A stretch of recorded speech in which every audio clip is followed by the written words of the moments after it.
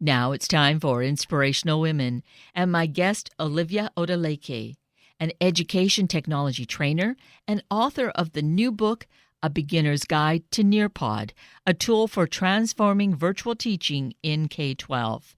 That really captures who Olivia is and the relevance of her work for all of us. Now we're going to meet her and learn about her story and her passion for making learning a fun experience for our kids. Olivia Odileke, good morning, and thank you so greatly for being with us this morning. Oh, thank you, Kay, for having me. It's just a pleasure to be with you and to be a part of your Inspirational Women. Well, on that note, you truly are. These days, we're really encouraging our young girls, our young women, to really look at STEM, look at science and math and technology. And here you are the epitome of it. You have your degree in industrial engineering, for one, and you've been teaching in the field of math and science. So you are really, someone we look up to and really are a great spokeswoman and model for us. Oh, yes. Yeah, I've always tried to be different and to let especially girls know you can do anything you put your mind to. It's really about putting your mind to it. So along those lines of putting your mind to it, was this something that you really had to focus on, or did you kind of have a natural sense or inclination toward the sciences and getting a degree in engineering? Actually, I gravitated to math from elementary school. I would go through the book in like half a year, and my teacher would give me another book. So I was like one of those self-learners, and I just thought it was fun figuring it out. I was a little different because my mom never really encouraged me to do schoolwork. I just was a self-starter. And I think having that motivation from a young child has propelled me to where I am now. I would not have gone into engineering had it not been for a friend in in high school, who said, I think you should look into engineering. You have a very logical mind. So I went to the library and I just started researching all these different engineering fields. And I was just so amazed because as a child, I thought an engineer was someone who worked on a train. Because that was the only, I had never seen any engineers, growing up. I grew up in a very small sugarcane town. So that was so far. But just going to the library and doing research and finding out what the background was inspired me to want to go into this field. Well, we are the very fortunate beneficiaries of that, I have to say. Yes. And it's been amazing. It really has been amazing, especially having my knowledge in teaching math and science. Yeah. I teach it totally different. I'm constantly looking for real world applications, making connections, seeing that this is something you can do. Like, I'm going to show you some skills that are professional skills that you can apply to any field. And when we start doing those kind of things with our students in the classrooms, we immediately engage them because they see value in what they're doing. Oh, that is so exciting. I really feel that that's where the key is for kids to see that connection between what they're learning and its application in their life, that it brings that excitement into their learning. That's everybody, Katie. So can you imagine going to a workshop as an adult and that presenter not being able to tell you in the first 3 minutes what's in it for you? Adults tune out. Why would a child be any different? Right. Yes. And so that has been your motivation, of course, your background, and then you've been teaching, so you pulled that together, and now you've progressed to being the instructor. You have this great book that is really important, I feel, for educators, A Beginner's Guide to Nearpod, a tool for transforming virtual teaching in K-12. How much more really critical and focused that is for right now. Yes, and it was because of what I'm seeing, and I see so many people struggling, especially teachers from brick and mortar. They were thrust into this emergency state with no real training, except here's a computer, here is a web conferencing tool, and here is where you're going to put your curriculum for assessments. Have a nice day. Hmm. That's not enough. That's not enough. The instructional practices are totally different when you get on a computer versus when you're face to face with a person. And you had already been doing this prior to this year Yes, that we've yes. been I have thrust. already been pioneering it. Yeah. With my virtual school I was with, I was like one of the top teachers for engagement because they kept asking me, how do you get your students to talk in class? How do you get your students to do your work? I mean, I'm like, I just treat them like people. I have relationships. I made a lot of phone calls. I called a lot of parents. I found out what their situations were. I tried to find out what the interests of the students were. I sent messages. I sent video messages. I didn't just send email because I know most people don't read email.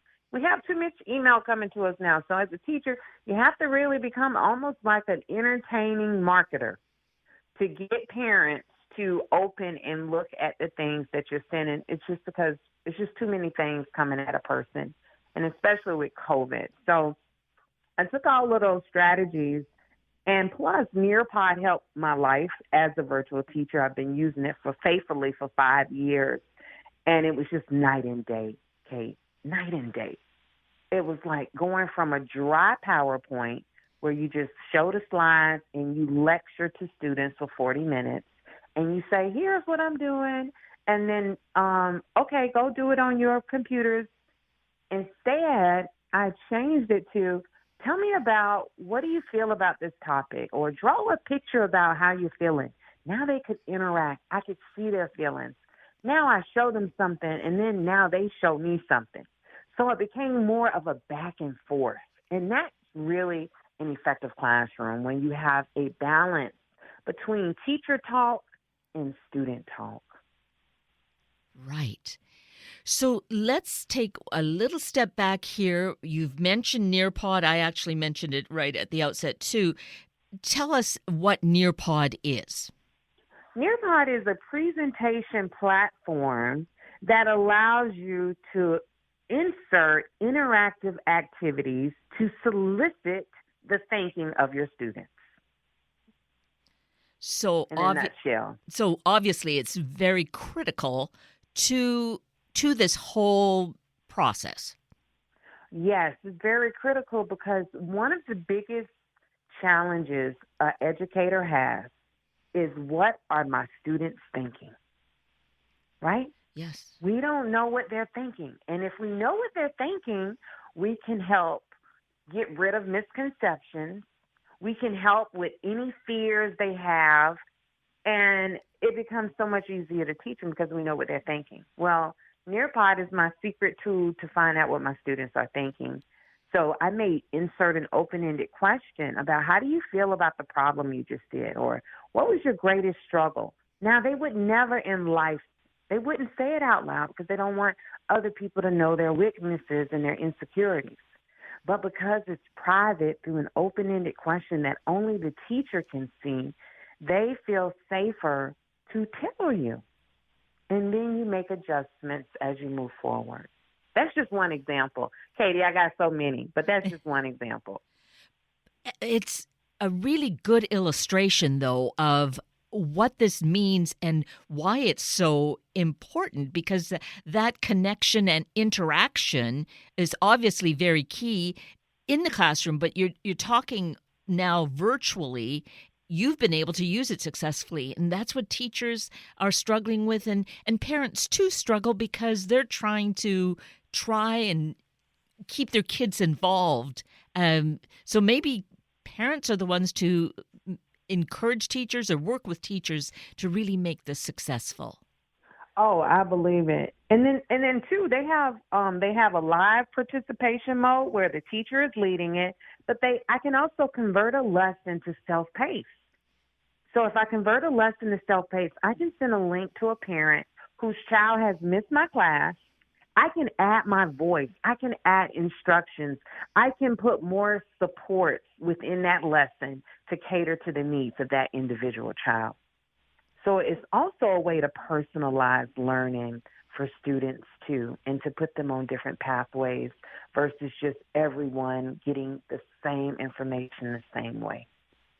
And of course, we know that that's so critical because kids are unique. They have their different interests, and being able to key into that is going to make it so much more relevant. Yes, my friend, yes. So, so there's also an education that's going on for teachers. If this is new to them, is this a long learning curve? What does it mean for the teacher to get to using the Nearpod method? Actually, it's a short learning curve because they have so many things you can do tomorrow. Like, for example, they have a timer. I just did a training yesterday with some teachers, and I said, listen, I know you might be afraid because you feel it's a new thing, but just start small. So I said, just use the timer. The timer, you have an activity for the students to online, put the timer up so at least they're aware of it. You just use the new tool. They also have a draw it feature. So you might throw a draw it for them to demonstrate something they just learned in class, where they can draw pictures to go with it. And you don't have to do a full class. And I also offer a self-paced course on my website, oliviaodileke.com, and it's entitled How to Create Engaging Lessons with Nearpod. And it's designed for those slow adapters, those teachers who need things step by step, video, and then practice. So Kate, I'm really was thinking about the teachers and like, how would my mother need to learn this? And I wrote the instructional module based on like a new person to technology coming in there and being ready to run with it. That's brilliant. And with what you said, that your mother wasn't necessarily encouraging you, not that she discouraged you, but someone who was just, there as your mom, saying that keeping her in mind as you describe what to do, I think really helps people to kind of engage even that much more and say, okay, I can get to this. Yes. Yeah. And I love something I love to say during speeches is you need your tummy time. Just like when you have a little baby, the baby is crying a little bit, right? But that tummy time is making that baby strong. And then eventually tummy time turns into crawling time. And before you know it, you are walking and standing. But the beginning is always the hardest. It's always the hardest to unlearn practices that are ingrained in us. But the question I ask and the question I employ is, how are your students engaged with what you're doing now? And how can you measure it? Right. Well, this sounds like a very great and very hopeful method because, a year into this time of a lot of virtual learning, I know there's some classroom learning going on too, and then there's hybrid models. I think we're going to continue seeing this and maybe, for a long time into the future in some sort of different shapes and forms, because some kids thrive on it while others don't. But You're at this right. time, right? Isn't that so that some do thrive on it? Oh, some kids, they're no longer being bullied. They're no longer suffering from anxiety from being around large crowds of people. But it is a mandate nationwide that every district in America is supposed to offer a virtual learning option. And I think a lot of parents didn't know about it before COVID. So it's also creating awareness that this is another option for you to provide more personalized and more flexibility for your child. Right. And if, for kids who maybe have some sort of any kind of a condition that it makes it difficult for them to be in a classroom, this could definitely be at least a part-time option that would help them to be part of the group. Yes. Right? And Yeah. I've seen some students I've had They failed at math in the regular middle school setting. They came to my class, and the parents are writing me these long letters saying, thank you so much. They're finally understanding math, finally getting it. I love the way you teach. I love the way you provide these tutorials and these self-paced lessons, because I was always anticipating gaps. I know students are coming to me without prior knowledge, without experience. And a lot of teachers, we like to complain and say, shouldn't they learn this last year, or shouldn't they have learned? I just say, you know what? I don't think about what they don't know. I think about what can I give them so that they know it now. You are such an optimist, but with a lot of foundation here is, just here are the tools then to get us all moving in that same direction. Yes, and Nearpod saved my life, because at one time, Kate, I had 300 virtual students. And that's no easy task to meet all of their needs. But through pre-assessments, through finding out what their gaps were and anticipating what those gaps were, I could create mini lessons. And I would say, okay, this week, this is our live lessons that we're going to do in class. And then I would say, in case you need a review on some of these concepts, here is a mini lesson on maybe dividing numbers, because maybe we're going to go beyond dividing numbers, but I know they need to know how to divide numbers. So I would put a division mini lesson. So I would have those, and parents loved them because they were like, oh, he needed help with multiplication. So I would just provide a little mini lesson as a way to prep them for the live class. Oh, perfect. So is that part of what is referred to as the easy method that parents can use in helping their child? Well, part of my easy method is just a quick way of a formula for parents to get involved in the process. And so each letter stands for basically like an acronym. So I can go over that, though. Yes, please. Okay. The first one is that E is every child learns with supervision. You can't expect a child to learn something, and you just have the computer in front of you, right? They're like, oh, I see him on the computer, so I think he's good. No, he's not good at all. He needs your help. He really needs your help. And just being able to supervise, if they know you're around and if they have a clarifying question, that makes them more motivated to be a part of the learning. So E, every child succeeds supervision. A, assume the responsibility. Don't blame the child for not doing the work. Okay, I have so many conversations with parents, and they'll be yelling at the child in the background. Why aren't you doing your work? Why aren't you doing your work? I'm like, oh, they probably didn't really know where to go get the work, because navigating things online is not easy.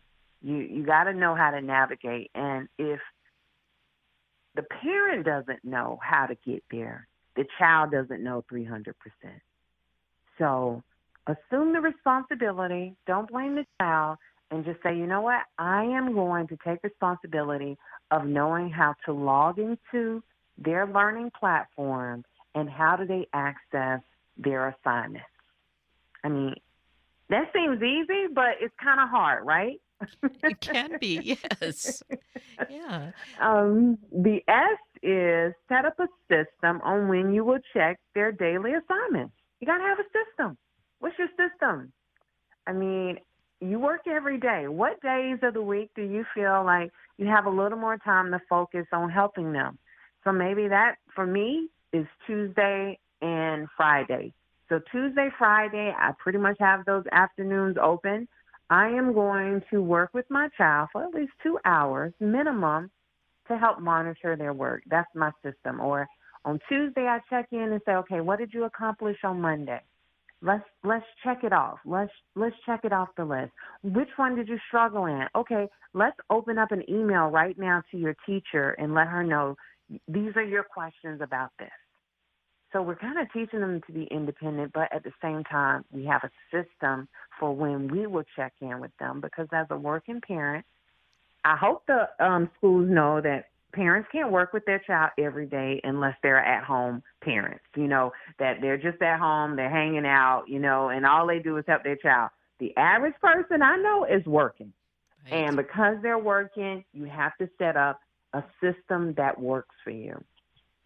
And last but not least is the why. Why? You are the most critical part of homeschooling. Research shows that no matter what the educational background is of a parent, if they are just involved, if they are just reading directions, if they are just clarifying their child's understanding about things, they're going to be successful. That's my easy formula, Kate. Well, that is a really good formula and very aware in the sense of acknowledging that many parents are working, and even if they happen to be home, there might be multiple children to have to oversee. So taking that kind of an approach where you have a system, I think that's so key, so that it tells the kids what to expect, and you also give yourself a break to, as a parent, to be able to structure things. Yes. Yeah. And we need structure. They need structure too. I think, in the brick and mortar, they had structure. They had someone to hold their hand basically for 6.5 to 7 hours a day. Mm-hmm. And so now we're at home and we're thinking, the teacher's on computer the teacher on the computer can't be with you for 7 hours a day. Now, you have to do a lot of independent things. So you schedule it. You be flexible with it. Okay. Hey, my child can't do all 4 subjects on one day. So let's say which subjects do you feel the most confident in? They might say social studies and math. Okay. On those days, you work independently, because you feel real confident, and I'm going to show you how to email your teacher if you have questions, right? The other 2 subjects, science and reading, may be a challenge. Okay, so those are the subjects I'm going to work with you on those 2 days. We check in with each other. So we're just going to put those off so that I can be with you to guide you through that, because every student has strengths and weaknesses. And I would just be focusing on the core topics, because, there's electives that people are doing, but I'm like, the real focus is science, math, ELA, and science. In social studies or history. Those are the 4 subjects that students need to be focused on during remote learning. Everything else, to me, is extra. The 4 core content areas is what I need to support my child in. Right. And what if we find that our kid or teachers find that their student just isn't engaging? Do you have any kind of a magic formula? For the students that's not engaged? Yes. Oh, the magic formula is the teacher. That's the magic formula. We have to change our strategies, and we also have to make phone calls. I might just need to talk to that child, find out what, maybe they're not feeling safe in this space. If a person doesn't feel safe social and emotionally, it's hard for them to learn anything.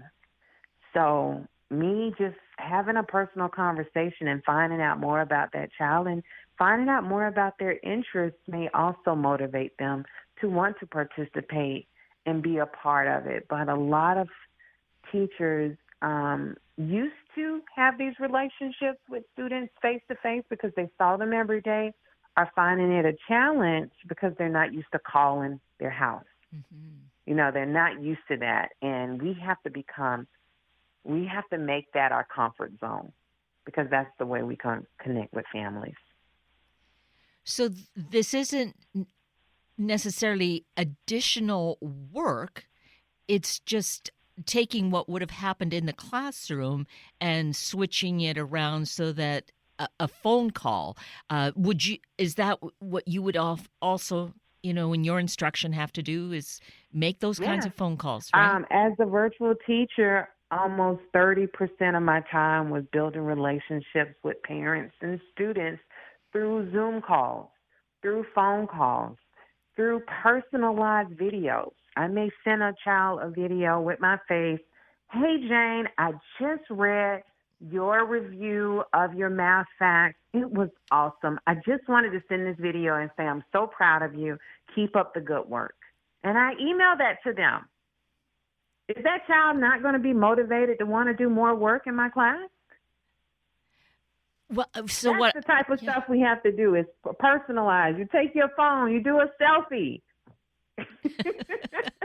Well, and I can see that that personal attention is really key, because otherwise I can appreciate being in on Zoom meetings. You can kind of feel like you fade into the woodwork. Or fade into the screen. So yes, I can appreciate making that kind of connection is quite critical.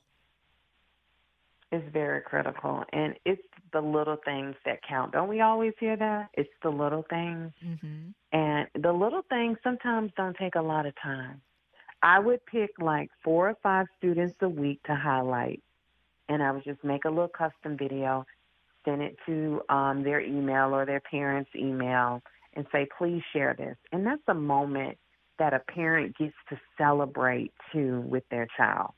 So give the children opportunities to celebrate with their families by personalizing our messages to them and using Nearpod to help personalize their learning. Because sometimes with the Nearpod, I could put, hey, Howard, this lesson was made just for you.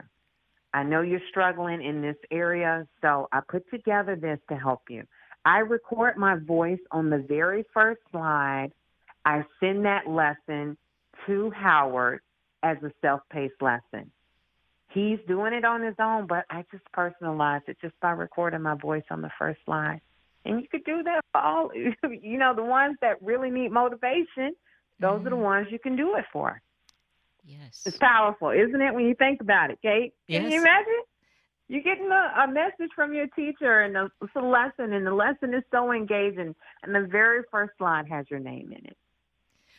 It brings to mind those children's books you can personalize and how kids just really embrace those. So it's the same concept. It's like, oh, this really is mine. It's for me. Yeah. How for you. Very great. Well, I wish we really had so much more time, but I think we've touched on some very key aspects of virtual learning here, Olivia Odileke. You are truly such an inspiring woman, an inspiring educator. So we can certainly find out more about you at your website, which is your name, and I'm going to spell the last name, which is Odileke, oliviaodileke.com. And of course, your book is available at all of our favorite book sources. We can order it from our personal booksellers, right? That is correct. And the Audible book should be coming out at the end of February for those of your listeners who have an Audible account. Terrific. Well, I can't say enough about how wonderful this is, how your work is so critical and couldn't be more timely. You already were prepared for all of this, and then it hit. And now I trust you are the solution to many questions and challenges that both educators and parents are facing. So thank you so greatly for this work that you're doing. Well, thank you so much for bringing me here and bringing awareness to the Seattle population on it. And it's going to get better. Like I said at the beginning, it's always the hardest, but the more we practice, the stronger we become. Exactly. Well, again, my thanks and my gratitude to you, Olivia Odileke. And with that, we're at the end of a very full hour of Inspirational Women with Olivia Odileke and Sunday Morning Magazine with Gregory Koufakos. I'm Kate Daniels, your host, and I greatly appreciate your sharing this hour with me and these special guests. For details you might have missed or information you'd like to know, please just send me an email, kated@warm1069.com, and I will get right back to you. Also, if you'd like to listen again or share these important stories with your family and friends, find the podcast on our Warm 1069 webpage. Just click on the podcast tab, then either of the show names, and then look for the guest names. I now wish you and your family a day of open connection to each other, of supporting each other on a grand life journey. Have a week of the same, and then please plan to join me again next weekend for another hour of Sunday Morning Magazine and Inspirational Women on Warm 106.9. Good morning.